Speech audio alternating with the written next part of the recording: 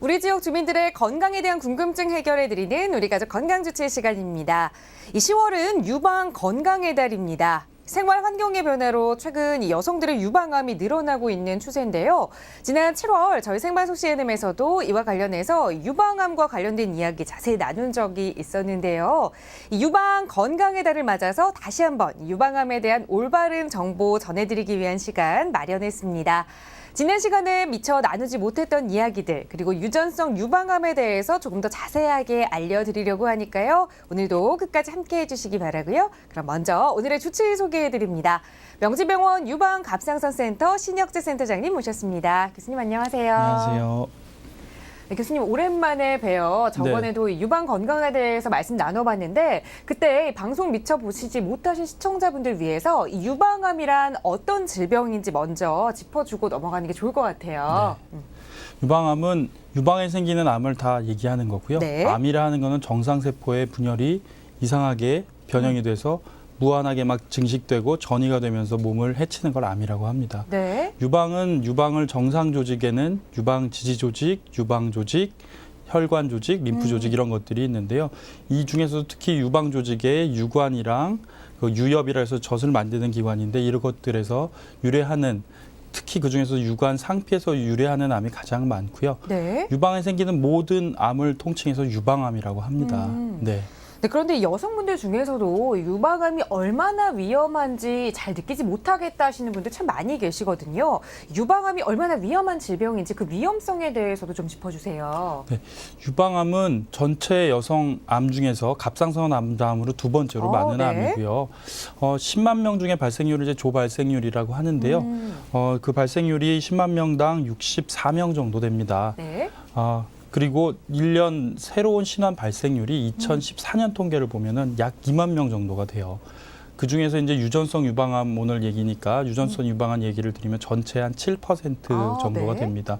그러니까 1년에 뭐 한 7%라고 하면 한 1,400명 정도 네. 얘가 생기게 되는 거죠. 네.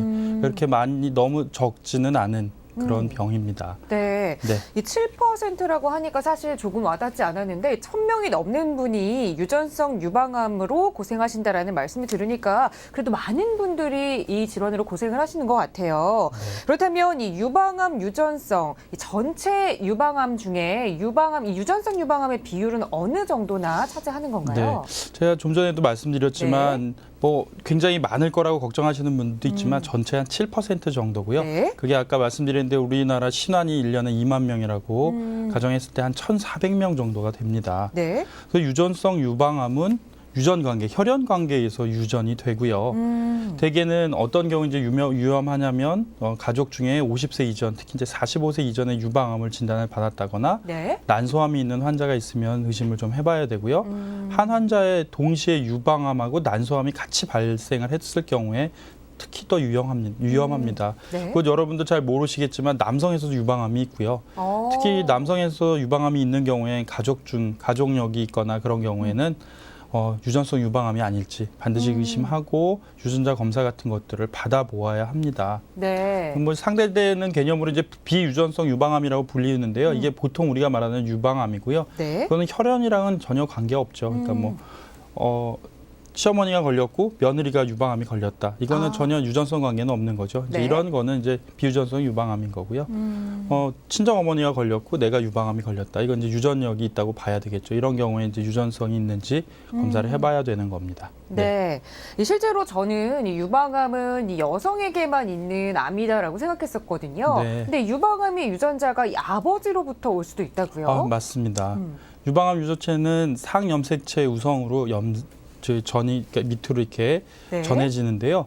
그 유전자가 DNA를 고치는 유전자입니다. 그러니까 몸에는 정상적인 DNA의 손상을 받으면 그거를 고치거나 혹은 그런 경우에 이제 세포를 사멸시켜서 세포가 성장하지 않도록 하는 기전이 있고요.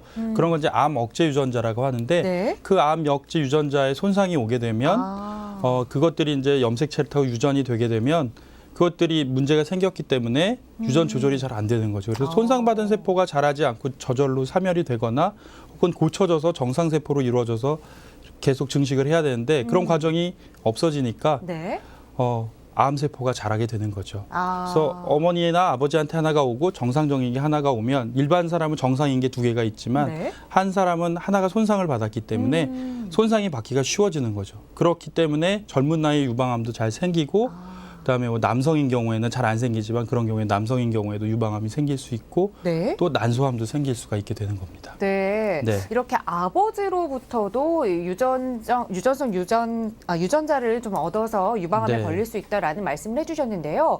그런데 이 말씀해 주시면서 이 돌연변이라는 이야기를 살짝 해주셨잖아요. 네.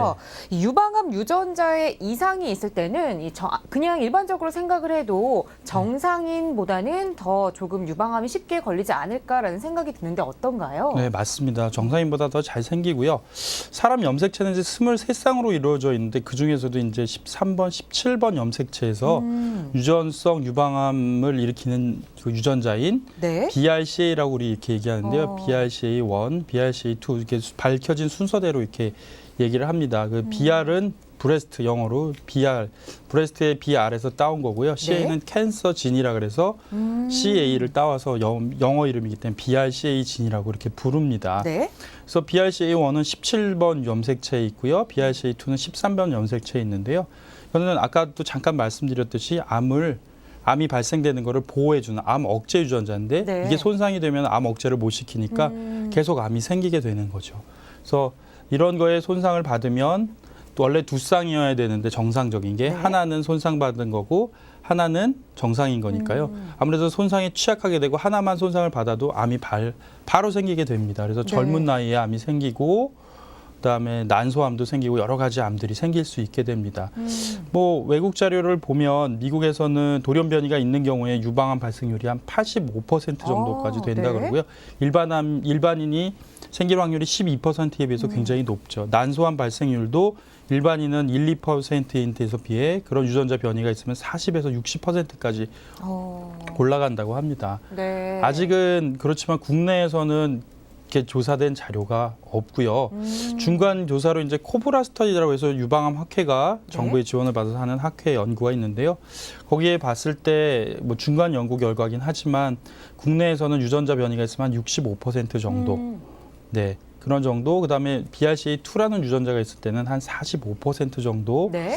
그 유전자 전이가 있다고 다 암이 생기는 건 아니고요. 그런 정도의 확률로 발현이 될 가능성이 높다고 합니다. 네. 네. 그럼 이 변형된 유전자를 가지고 계신 분들은 이 정상 유전자를 가지고 계신 분보다 조금 더 주의를 기울여서 물론입니다. 자주 검사를 하셔야 할 것 같아요. 하지만 이 정상 유전자를 가진 분들도 이 정기 검진의 중요성 매우 중요한데 다시 한번 강조드릴 수밖에 없거든요. 네. 저는 일반적으로 한 2년에 한 번 이 정기 검진을 받을 때 유방암 검사를 같이 하거든요. 네. 보통 일반 분들은 이 유방암 검사 언제부터 얼마 간격으로 하는 게 좋은 건가요? 네.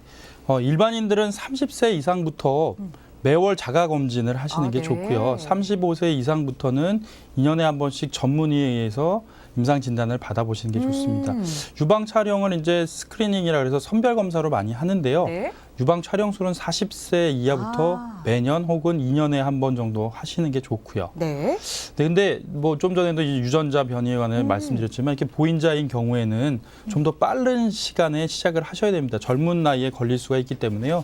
자가 진단은 18세부터 매달, 그다음에 전문의에 의한 임상 진단은 25세부터 6개월마다. 유방 촬영술도 좀 빠른 나이에 시작해서요. 네. 25세부터 매년 해야 되고요. 혹시 의심스러운 경우에는 유방에 MRI라는 촬영 방법이 있는데 그게 굉장히 민감해서요. 유방 MRI 같은 것도 의심이 되는 경우엔 시행을 해야 되고요. 네. 난소암이 아까 생길 수 있다고 말씀을 드렸죠. 그래서 난소암 검진도 35세부터 6개월 혹은 매년 암 표지자인 CA125라는 표지자와 네. 경질 초음파를 통해서 난소암 검진도 같이 시행을 하셔야 됩니다. 네. 네. 이런 이 변형된 유전자를 가지고 계신 분들은 이 정상인보다 조금 더 자주 검사도 해주셔야 하고 그리고 조금 이른 시기에 검사를 시작하셔야 한다는 것도 알고 계셔야 할 것 같습니다. 네, 지금 여러분께서는 생방송 CNN과 함께하고 계십니다. 오늘은 이 유전성 유방암에 대해서 조금 자세하게 이야기 나눠보고 있는데요. 방송 보시다가 궁금한 점 있으신 분들 저희에게 저희에게 바로 문자나 전화로 연락 주세요. 010-8419-1110번 열려 있습니다. 네, 그럼 시청자분께서 보내주신 실시간 문자 하나 살펴보겠습니다. 6849님께서 보내주셨는데요. 가슴 크기와 유방암도 상관관계가 있습니까? 혹시 가슴이 크면 유방암이 걸릴 확률이 더 높은 건지 궁금해요. 라는 질문 주셨어요. 네, 그런 질문들 많이 하시는데요. 네. 사실 가슴 크기도 중요합니다만 가슴 크기보다는 가슴 안에 있는 유방 실질이 얼마나 많으냐가 더 중요하고요. 네. 이렇게 가슴이 크고 가슴이 크면서도 좀 단단하고 유방 실질이 많은 분들은 유방암이 걸릴 확률이 더 많습니다.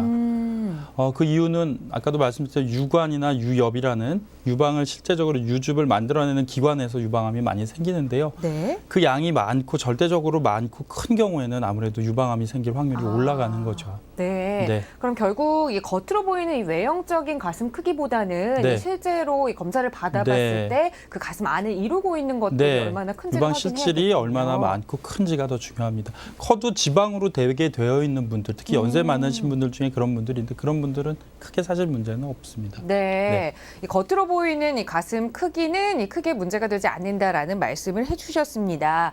그런데 이 크기와 관련해서 많은 분들이 또 고민을 하시지만 또 네. 나이와 관련해서도 고민 많이 네, 하시잖아요. 맞습니다. 최근에는 이 젊은 분들이 많이 걸린다라는 이야기도 듣기도 했는데 그래도 혹시나 이 유방암에 잘 걸리는 연령대나 나이가 따로 있나요? 네. 국내는 서구에 비해서는 좀 젊은 나이에 발생을 합니다. 그래서 폐경 전에 발생을 하는데요. 그렇다고 네. 해서 뭐 30대 이렇게 많이 생기는 건 아니고요. 보통은 40대 후반에서 50대 초반에 많이 발생을 합니다. 그래서 갱년기 시작하기 전 폐경 즈음에 많이 발생을 하고요. 네.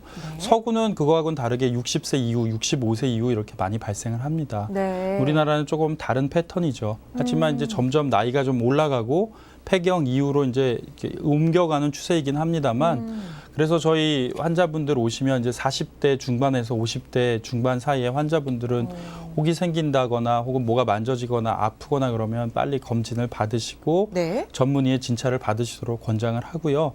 그런 나이에 오시는 분들 중에는 암이 갖고 있는 분도 제법 있습니다. 그러니까 네. 그 나이는 좀 더 신경 쓰셔서 검진도 받고 치료도 받으시고 하셔야 될 것 같습니다. 네. 이 서구에 비해서 오히려 이 젊은 나이에 더 발병률이 높다라고 하니까 굉장히 걱정이 되는데 40대 후반에서부터 이 50대 중반까지의 여러분들께서는 조금 더 자주 이 자가 검진을 통해서 네. 내가 건강한가를 확인하셔야 할 것 같아요. 네, 근데 맞습니다. 이 자가 검진을 하다가 네. 이 겨드랑이 부분이 좀 부은 듯하고 또 이 딱딱하게 아프면 유방암을 의심해봐야 하는 건가요?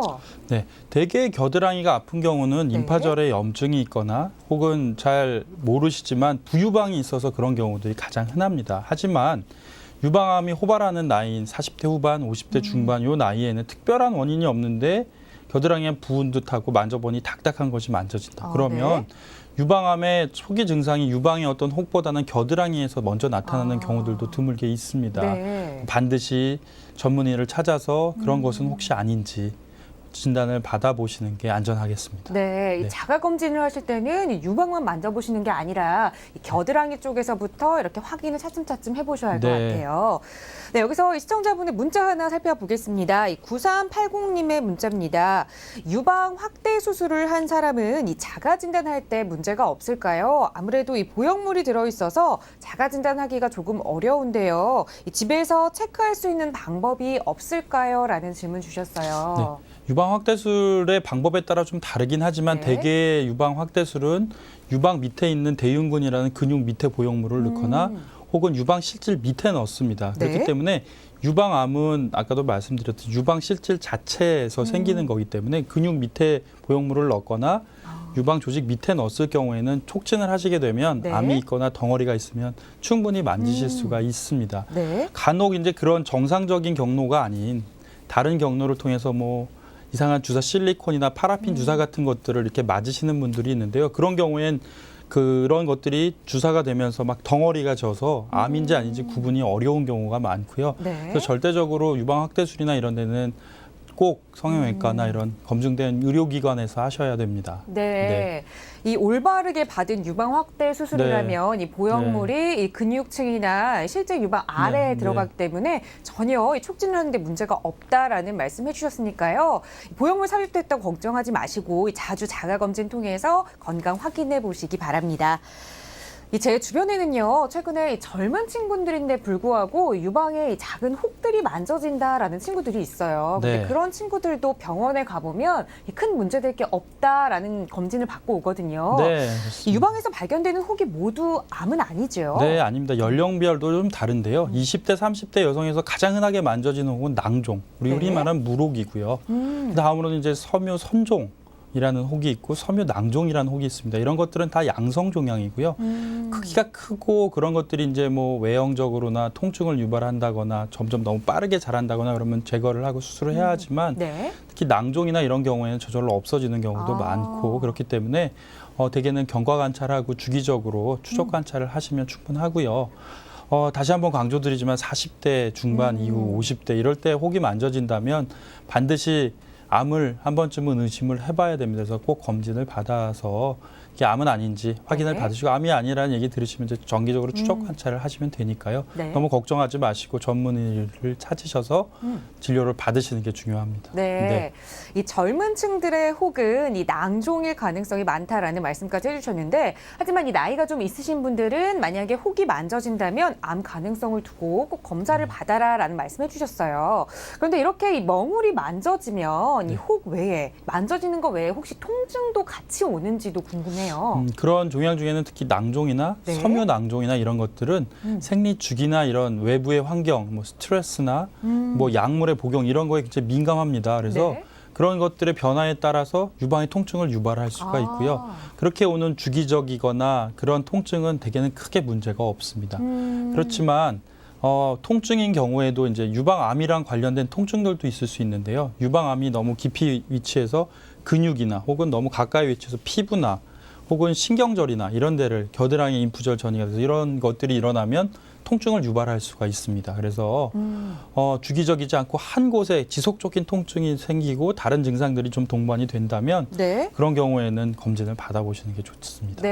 이 주기에 따른 통증은 큰 문제될 게 없다라는 대개는 말씀이시죠? 큰 문제될 경우가 없습니다. 유방암 관련 이 증상과 관련해서 시청자분의 문자 하나 살펴보겠습니다. 3901님께서 주신 문자인데요.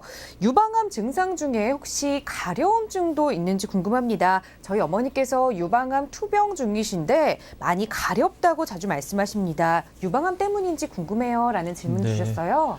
유방암 증상 중에 가려움은 이제 유방암이 피부 쪽으로 이제 침범을 하면 이제 페이제시병이라고 하는데요. 그런 경우에는 습진양으로 이렇게 허물이 벗어지고 진물도 나면서 가려울 수가 있습니다. 근데 일반적인 증상은 아니고요. 지금 투병 중이시고 만약에 수술을 받으셨고 그 이후에 이제 그런 것들이 생긴다면 약물 치료나 방사선 치료 이런 거에 의한 후유증에 따른 가려움증일 가능성이 더 클 것 같고요. 유방암 증상 중에는 처음에 이제 그런 가려움증이나 습진양 변화로 발견되는 경우도 있습니다. 그래도 혹시 이 후유증의 가능성도 있기 때문에 치료 받으시는 전문 선생님과 당연히 상의를 해보시는 게 좋습니다. 이 유방암과 관련해서 자세한 말씀 나눠보고 있는데요. 이 한간에 떠드는 소문 중에는 이 유방암과 또 대머리는 한 세대 건너떼고 유전이 된다라는 말을 돌고 있거든요. 정말 유방암은 한 세대 건너서 유전이 되는 건가요? 그렇지 않습니다. 유방암은 말씀드렸지만 상염색체 우성으로 유전이 되기 때문에요. 자손은 2분의 1, 딱 50%의 확률로 유전이 됩니다. 그래서 뭐 자녀가 둘이면 한 명은 받을 수도 있고 한 명은 안 받을 수도 있는 거죠. 그렇기 때문에 건너뛰는 건 아니고요. 그 세대에 내가 우연히 유전자를 안 받았으면 2분의 1의 확률로 안 될 수도 있는 거죠. 하지만 내가 그 2분의 1의 유전자를 받은 확률이면 나한테 나타나는 겁니다. 그 세대를 건너뛰어서 유전이 되는 건 아닙니다. 50%의 확률을 가지고 걸릴 수 있다라는 말씀이시니까 꼭 검사를 자주 받아보셔야 할 것 같아요. 그래서 뭐 부모님이 유전자 검사를 했는데 유방암이 있다. 그러면 내가 검사했을 때 유방암 유전자가 변이가 있을 가능성은 50%인 거죠. 검사를 받아봐야죠. 검사, 잦은 검사 그리고 이른 검사는 건강하게 삶을 유지하는 데 큰 도움이 된다는 거 꼭 기억하셨으면 좋겠어요. 또 유방암과 관련돼서 많은 분들이 궁금해하시는 내용 중에 이 방사선과 관련된 내용이 있습니다. 특히 이 방사선사로 일하시는 여성분들이 혹시 내가 유방암에 더 쉽게 걸리지 않을까 걱정 많이 하시거든요. 이 연관관계가 있을까요? 네, 연관관계가 있습니다. 그래서 특히 여성들은 방사선이나 이런 걸 많이 다루는 직종에 네. 종사하시는 분들은 꼭 이렇게 보호하는 장구를 착용을 하시고요. 특히 이제 난소나 유방 이런 데는 또 갑상선 이런 데는 굉장히 방사선의 위험한 기관이기 때문에 그런 데는 다 보호를 하고 해야 네. 됩니다. 어린 나이에 혹시 치료나 뭐 다른 병 때문에라도 흉벽이나 가슴 쪽에 방사선 치료를 받으신 분들은 어쩔 수 없이 받으셨지만 유방암에 걸릴 확률이 높기 때문에 네. 검진이나 이런 것들 좀 더 신경 써서 하셔야 됩니다. 네, 방사선에 많이 노출되셨던 분들은 꼭 유의하셔야 할 것 같아요. 사실 아직까지 우리나라 여성분들은 이 가슴 건강, 유방 건강에 대해서는 좀 부끄러워서 말을 아끼는 측면이 있잖아요. 네. 그런데 이 유방 건강에 대해서 이 올바른 인식 심어주시기 위해서 이 핑크리본 토크 콘서트를 개최한다고 들었거든요. 네. 어떤 건지 소개를 좀 해주세요. 네, 내일 15일 오후 1시부터 3시 반까지 명지병원에서 이제 진행이 되는 콘서트인데요. 네. 그냥 단순한 건강 강좌를 좀 넘어서서 의료진과 저희 병원은 예술치유센터가 있습니다. 예술치유센터, 그다음에 예술치유센터에서 치료받으셨던 우리 유방암 환우분들 모여서 네. 그동안 예술치유로 해서 연습했던 합창곡, 그다음에 그림 작품 전시, 그다음에 수기나 시 같은 거 쓰셨던 것도 전시도 하고 그거를 낭송하는 기회도 갖고요. 네. 특히 또 2부 순서로는 그 중에 아주 가슴 아픈 스토리가 하나 있어서 그거를 저희 기능 제부로 저희 병원 홍보대사이신 박미선 씨께서 나오셔서 같이 진행해 주시면서 환호하고 가슴 속의 얘기도 나누고요. 네. 그 마지막 순서로는 이제 유방암 바로 알기 해서 그때까지 있었던 것들 다 정리하면서 유방암은 어떤 병이고 어떻게 치료하셔야 되고 어떻게 검진하셔야 되는지 이런 3가지 순서로 해서 진행이 됩니다. 네. 내일 뭐 어떤 분들이라도 오셔도 좋고요. 특히 여성이라면 더 관심 많으실 거고요. 네, 누구든지 환영하니까 많은 참석 부탁드립니다. 네. 이 교수님 말씀해 주신 것처럼 이 유방 건강에 관심이 있으신 이 환우분뿐만 아니라 일반 여성분들이라면 누구나 도움되는 정보 많이 얻어 가실 수 있으니까요. 네, 시간 잘 기억해 두셨다가 많은 분들 함께 해 주셨으면 좋겠네요. 네, 교수님 오늘도 건강한 정보 잘 들었습니다. 고맙습니다. 감사합니다.